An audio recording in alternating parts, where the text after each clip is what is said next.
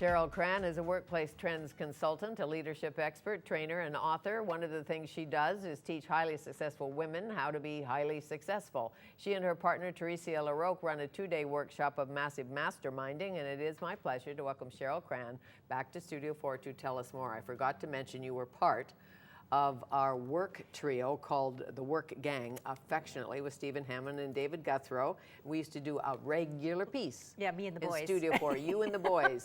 Yeah, yeah, I miss them both. It was fun to do that. Well, you held your own. Yeah, I did. Yeah. I'm telling you. And they're well, you have to with those two. I know, they're noisy. Yeah. And I'm noisy, so you had to work hard to get a word in. Right, exactly, exactly. So mastermind. Yeah, massive mastermind. What does that mean? Well, mastermind is the bringing together of one or more minds to come up with more creativity, ideas, solutions. And men have been doing this for years. In fact, it was Napoleon Hill who wrote Think and Grow Rich, who one of the best books ever. Exactly, and talked about the power of masterminding. And it's only been in the last, I'm going to say, decade that women are recognizing that men's success has been around pooling resources, getting together, sharing ideas, and that we women need to be doing the same thing. Okay, and how's it different from networking? Or is it different? It is different. Networking is you are, handing out a business card. You're giving an elevator speech to say this is who I am. Masterminding is you're coming with a focused intent around areas of your business or your life that you're wanting to make a difference with. So in our 2-day program, what we do is we ask them to prepare what's going on in your life. What would you like to see? Some women want to have more money. Who doesn't? Who doesn't? Exactly. Even if you have a lot of money, you want more money. Exactly. So some women are focused on earning more money in their business. Others are saying I want to have more balance. What we're finding is more and more women, especially entrepreneurs, as they're working so hard, they're now reaching their money goals, but they're burned out. They're tired. They need to reevaluate and look at what they're doing with their life. And one thing about being an entrepreneur, as you know, is pretty much 24/7. Someone said to me, if you don't like donuts, don't go into the donut business. If you're going to be entrepreneurial, be entrepreneurial in a field you love. That's absolutely key. Otherwise, you will not last because you are tested consistently. I say entrepreneurism is like the true test of spirit. I've been at it for 17 years now. And it's one of these things where you go through a period of time and it's like, oh, everything's great. And then there's periods of time where you're struggling and trying to regroup and find your next path again. So. And I'm sure it's lonely at times. Who do you talk to? Who cares? Other entrepreneurs care, but your family doesn't care. Nobody else cares. And That's right. nor do they probably know the answers. That's and right. they're tired of you talking about work That's right. That's right. And that's why the mastermind is such a valuable resource for women, because you can come together, you all have similar challenges, although in our masterminds we request that the women come from different, we don't want duplication of fields, or we want people to come from different businesses so that they can support each other without competing. So when we do the mastermind, we always say, we want to have, now I'm saying entrepreneurs, but we also have high-level leadership women as well. But sure. Yeah. But when you left banking, yes, a long time ago, many years ago, yes, at a small bank far away, what was shocking for you, leaving the corporate womb? That's a great question. Yeah. To branch out. Well, that was and go it alone. It's funny. We're in a recession straddling now. I mean, it's supposed to be over, but small euro crisis. Exactly. Some world stuff going on. When I started my business, it was 1994, which we were also in a recession at that time.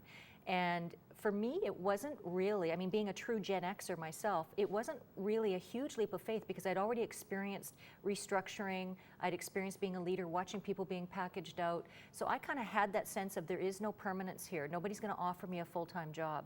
So that experience actually prepared me for entrepreneurship. Sure, but how did you get over the fear? Well, yeah, not everybody's cut out for entrepreneurship. If you're somebody who, the thought of not knowing where your next revenue source is coming from and you're going to lose sleep over it, then it's probably not a good vocation for you. I've always been risk directed. I come from a family of entrepreneurs. My father owned a farm. He owned a car dealership. I went bungee jumping last week. I like risk. Yeah. So you challenge yourself physically to move ahead mentally. Yes. That's a good thing to do. Yes. Well, because I believe that it's all up here. Every woman entrepreneur, every entrepreneur for that matter, male or female, it's all up here. If you are struggling in your business, it's because something is going on in your mind that's saying you can't do it. Okay, you have the dream, you have the tenacity, but you also have the evil thoughts. Yeah. Exactly. Right? Yeah, you do have the evil thoughts. The evil thoughts are there to, I guess, I think it's a human function to protect you in some ways from making stupid decisions. Sure. But I mean, entrepreneurism is all about testing and failing and succeeding. That is really the model. Testing, failing, succeeding. Yeah. Testing, failing, and succeeding. It's a vicious cycle, Yep. in a sense. Yeah, but you have to be up for the cycle. And once you have the succeeding, you're willing to, your risk aversion goes up and you're willing to keep testing. Right. And the failing really isn't failing, it's about lessons learned. So when you're doing a workshop with a rookie entrepreneur, Yes. what kind of research do you suggest someone does before someone takes the leap into a business, a service business, a bricks and mortar Right. business? Right. How do you Well, for the mastermind, do the math? For the mastermind, we do not take brand new entrepreneurs. Okay. You must be established. You must be at a certain level of success because that is a different focus. But if Sure. I were to, talk to someone about interested going into entrepreneurship, my first thing would be a test. There are online tests actually through the Women Enterprise Society. Really? There's other entrepreneurial type associations that have online tests that can say, are you suited to be an entrepreneur? That'd be the number one thing I would guide someone to do, because they might look at the dream and say, that's what I want. I want the freedom, I want the flexibility, I want the money, but they don't have the personality suited to the true test of entrepreneurship. I understand that. Yeah. If you're going to set up a Dog stand or a burger stand and you hate the smell of burgers, or you Yeah. really don't want to flip a burger, literally, Exactly. Yeah. don't go there. Yeah, yeah. A good entrepreneur is able to delegate and create, what they love to do and focus on that. And that's one other thing we do in the mastermind is we say, what are you busy doing but you hate doing it? Because like anything, you start to find yourself, I hate this. And then you forget why you wanted to be an entrepreneur in the first place, which was Okay. usually the bigger dream, the bigger focus. And you wrote a book called The Control Freak. I did, yes. Revolution? Yes, I did. That was 2008, yeah. Okay, but if you're a control freak and an entrepreneur and you can't delegate, Well, that's something I address that actually in the book around you can be a positive control freak. Most entrepreneurs stop their business growth because they still think they need to do it all themselves. And so what happens is they're still doing it all themselves, but everything's getting faster, busier, bigger, and they're struggling and they're not balanced and they're stressed. Well, it's because you have to let go of control. But most successful entrepreneurs are control freaks. Donald Trump, Oprah Winfrey, Ellen DeGeneres, they're all control freaks, but they've also learned how to partner, share, delegate, and bring other people in so that they can focus on what they do best. sure, take Yeah. the monkey off your back. Exactly. Have to, I would think, or you would be so burnt out. Exactly. Again, any successful restaurateur or a Donald Trump has a finger on the deal. Must. Absolutely. He knows, but he also has really good people that he knows can give him all that he needs to know, not everything. And this is where entrepreneurs get caught, is they think they need to know every single detail. And it can actually stop you from innovating, growing, and creating more I'm business. sure, and the fear of hiring somebody better than you at a certain task. Well, and that becomes down to ego, right? If Right. I hire somebody, for instance, technology, if I hire somebody who can run circles around me technologically, how does that make me feel? But you see, it's different in corporate than it is entrepreneur. In corporate, it becomes very competitive because we're fighting for jobs. In entrepreneurism, I would love to hire somebody who can do circles around me technologically because it's going to help my business grow. Exactly. So it's a different approach. And today, yeah. the whole social media aspect Absolutely. is such a vital part of business.